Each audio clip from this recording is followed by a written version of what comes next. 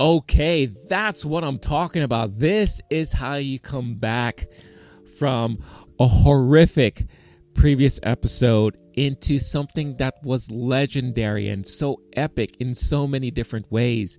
We finally got progress into this overall story, into the overall whatever goal is here.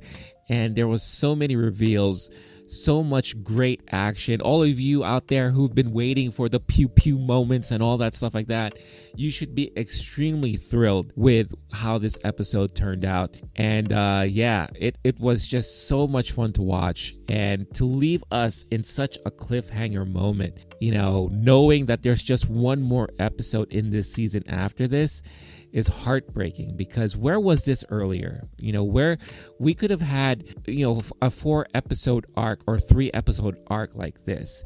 One of the things that I wish, these series would do moving forward is follow the Andor kind of writing structure where there's a 3-episode arc throughout the season, so it gives you time to develop the characters, develop the stories, and if you choose to have those kind of adventure of the week moments that maybe are not the entire episode, but maybe they're moments of the episode. Keep each episode an hour long or 15 minutes long, and just have 3-episode arcs, because this would have been a brilliant 3-episode arc. And one of the things that I was really concerned about, knowing that there's only 2 episodes left and that they're going to be throwing a lot at us, is that it might feel rushed. And right now it doesn't specifically feel that way, but I'm afraid of what's next week going to feel like when we get that final episode. But so much good things to talk about this episode here. I love that we finally got Moff Gideon back, and we got the explanation as to why there was Beskar armor found on his kind of transport shuttle when he got rescued. And it's a brilliant twist, I think, in this whole thing, that he set up base on Mandalore to mine the Beskar and all that. And then he uses the concepts of the Mandalorians to formulate his own armor. And like he mentions in the episode, they've already formulated the whole clone army thing, the clone army structure, which is really funny that we're still talking about that after all these years.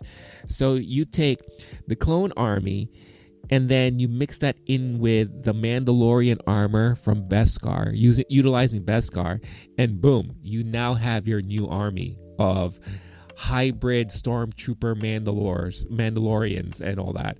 That's brilliant. I love the fact that he made himself an armor, so he is he's like stronger and powerful more than ever. I feel like this episode was an introduction of new versions of action figures that we're gonna get this holiday season. Seriously, for you out there who have kids who are enjoying this series and watching this series, for you collectors out there, get ready. These are going to be the next hot action figures for this year. You're going to have your Moff Gideon in new Beskar Mandalorian armor. You're going to have that, and you're going to have Mecha Grogu in his new IG-12 mech suit. Oh my God. It's like, seriously, it really does remind me of Krang from Teenage Mutant Ninja Turtles. The fact that he can control this thing.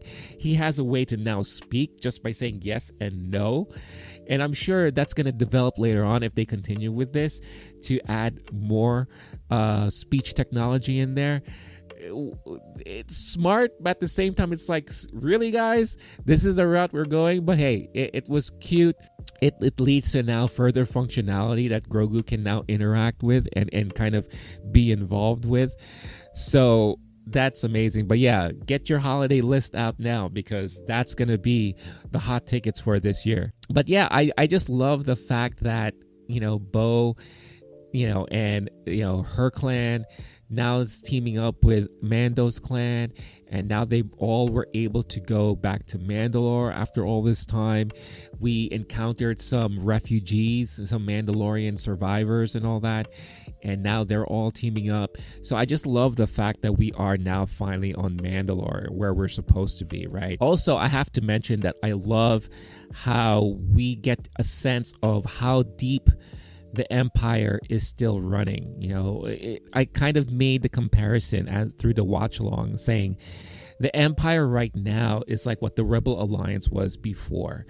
They are still hiding, underground. They are slowly gathering supporters and believers and followers, and they're still operating behind the scenes in order to await the coming of the next heir of the Empire, which is supposed to be Grand Admiral Thrawn. So I love the fact that not only was his name mentioned here, but the fact that he is supposed to be this savior of the Empire, and again, this is the Filoni universe we're working with here. So I love the fact that the first hints of Thrawn are being thrown into The Mandalorian, and then we're going to get Ahsoka later this year, where that's all going to come into fruition, right? So very awesome stuff. So I love that they're incorporating all of that. Plus, I love the fact that we got Hux, Brendol Hux. So the Hux family line apparently runs deep in the Empire, and I love that they got Brian Gleason, who's the brother of Domhnall Gleeson, who played General Hux in the newer trilogy of Star Wars movies. And I was looking up some history because again, the Hux family line is amazing. Not only is the Hux family line amazing, but the Gleason family line of actors is amazing. So you got Brian Gleason playing Brendol Hux, who is the father of General Hux, played by Domhnall Gleeson. And I believe we were able to see Brendan Gleeson play Brendol Hux in later iterations of this character. I believe if what I'm seeing on the internet is correct, then that is possibly the case. But the fact that you had 3 Gleasons portraying these characters, Brendol Hux and General Hux, I mean, how amazing is that, right? But I love that they're just still incorporating that character in this lore of Star Wars, because the timeline here obviously takes place, I believe, prior to the events of The Force Awakens and all that, because this is supposed to be 10 years after Return of the Jedi or something like that. So I love that that's still within the realm of the universe and, not that far off from the timelines and all that. So I love how we're getting a sense of all that. Dr. Pershing, it sounds like the more and more he's like out of the picture. So that's it. But they do have the cloning technology that obviously they're using to kind of build this new Empire Mandalorian army there. And then while on Mandalore, we finally got to see the full embodiment of the mythosaur, the mythical mythosaur, right? As it attacked that sailing barge. We could call it a sailing barge, right? But I love that ship, and it sucks that it got destroyed and all that. But I guess my speculation from earlier in the season, I thought the mythosaur was going to be a creature that they were going to tame, and maybe that was going to be Bo, who's going to be taming that creature so she can kind of prove her worth and all that. Not saying that this is still not going to be the case for this season, because they're dealing with now the Empire threat, who's on Mandalore, and they have a steady base on Mandalore. The episode pretty much ended with Moff Gideon ordering his own fleet to take out the Mandalorians that are up in orbit right now, right? So Bo and a good amount of the Mandalorians were able to escape captivity, and they're going to go try to fight them off, right? So who knows? Maybe that's when the mythosaur will come into play. Who are they going to get backup from? Because there's going to be a need for backup, right? Are we possibly going to see the Ghost show up, and maybe Hera is going to help out? Who knows? Maybe the rebel, the guy who always shows up in this series, the police officer, as I like to call him, maybe he's gonna show up because he has good relations with the Mandalorian, with Mando, with Din. So maybe he's going to lend a helping hand there. Who knows? I mean, that it's going to be really interesting to see how the main final battle is going to play out. But they captured Din. What's going to happen in Din? Who knows? Is this going to be a convenient way to have Din disappear for a while? As we focus more on Bo and her crew, and just the Mandalorian race as a whole, as they're trying to rebuild and form up again. Is this a convenient way to get Din out of the picture, and maybe Pedro Pascal out of the picture, after all the rumors that we've been hearing, that Pedro, it hasn't been happy for the last 2 seasons because of some dispute, and maybe he wanted to show his face a little bit more, and how Jon Favreau apparently has had a falling out with Kathleen Kennedy, so maybe he no longer wants to continue with this series himself. Could this be a convenient way to kind of get this character out of the way? And is it really going to be now focused on Bo?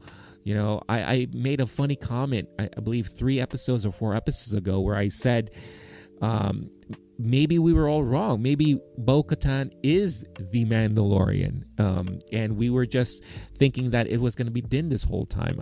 I don't know. This is all speculation at this point, but he's captured. But we definitely have to mention the epic exit of Paz Vizsla. I'm very bad with names, so I had to look him up. But Paz Vizsla, the heavy gunner, of the Mandalorians there, who we've known since season 1, right? He's always had a short temper. He always had beef with Din, and then he has beef a little bit with Bo's clan and all that. But what an epic exit, man! This guy, in order to help make sure that everyone escapes, he put himself on the front line. He sacrificed himself, and he held his damn own. He held it down. He was able to wipe out all the Imperial Mandalore troopers there, and he was able to take them all out with his heavy gun and his hand-to-hand combat. But it was those damn Praetorian guards that finally showed up that took him out in this epic conclusion to this character's arc. Man, for the longest time, I always hated him, and because he's like that hardhead, very stubborn guy who just doesn't trust anyone, doesn't trust anybody, and he's always been butting heads with Din, ever since season 1 and all that stuff like that. But we started coming through to liking him a little bit more in this season, as he's realizing that Din's correct, and he's trying to back Din up because Din and Bo saved his stupid son. His son is still an idiot. That's bottom line. I'm always going to believe that. But he had a redemption arc on his own, and it was really, really cool to see it come into finality here, as he sacrificed himself to make sure everyone escaped with an epic end. What an epic exit, man. That is probably one of the best exits in Star Wars that I've seen in a very long time. So really, really awesome stuff there. His action figure stock is going to go through the roof after this episode for sure, because he proved his worth, and what an epic close to that character's end. But another great thing about this episode is that we are getting finally a more complete redemption arc for Bo. Bo has had a bad reputation about being the one who cowered away from the siege of Mandalore and all that stuff like that. But she came clean. She's like, I made a deal with Moff Gideon in hopes to save the rest of the Mandalorians and the rest of Mandalore, and he betrayed her, and basically went back on his word, and that's how he was able to gain control of the Darksaber and destroy the rest of Mandalore there. So I feel like Bo has always had to fight against that notion, that kind of thing that she's had hanging over her for a very long time. And now, at least with the Mandalorians that are in front of her, they're understanding it full on as to what she did and what she tried to sacrifice in order to save the rest of their race, and how it just didn't work out. And we got to see Din, giving loyalty to her, referring to her as Lady Katan and all that, and it was just amazing how he pledged loyalty to her, and she took that very seriously, because we know Din is like the lone wolf, right? Besides his clan, he's always acted primarily on his own and doing his own thing. So it was really, really amazing and fascinating that he was able to do that and pledge allegiance to her. So her main thing along with Grogu, I'm sure, is going to be how are we going to get Din back and how are we going to rescue him. So I think, and this is going to be a great segue to lead into what we're going to expect for the final episode of season 3. 1, the rescue of Din. How's that going to come down? 2, that battle between Moff Gideon's fleet and the Mandalorian fleet that is in orbit, so how are they going to fight against that?